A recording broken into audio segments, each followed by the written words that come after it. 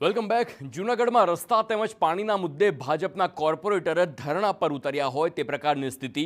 Water workers કમિટીના chairman Subhash Radadiya સહિત ward number 1ના કોર્પોરેટરના ધરણા. 6 મહિનાથી વોર્ડ નંબર 1ની કસ્તુરબા સોસાયટીના રહીશોની અનેક રજૂઆતનો ઉકેલ નથી આવી રહ્યો. વારંવાર રજૂઆત છતાં કોઈ ઉકેલ ન આવતા ભાજપના જ કોર્પોરેટર મેદાન પર ઉતર્યા. રોડનું કામ યોગ્ય નહીં થતાં ગટરલાઇનમાં લીકેજ અને પીવાના પાણી સાથે ગટરનું પાણી ભળતા દૂષિત પાણી વિતરણ થઈ રહ્યા હોવાનો આરોપ છે. 2 દિવસમાં સમસ્યાનો ઉકેલ નહીં આવે તો ઉગ્ર આંદોલનની ચીમકી.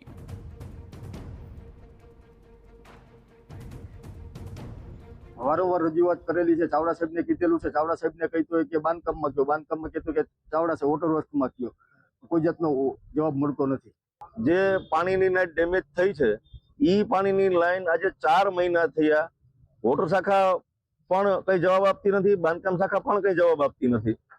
બેયની ખો દેવામાં આ સોસાયટી 4 મહિના ત્યાં પીડા ભોગવી રહી છે. એના માટે અમે આ ધરણા કાર્યક્રમ કર્યો છે.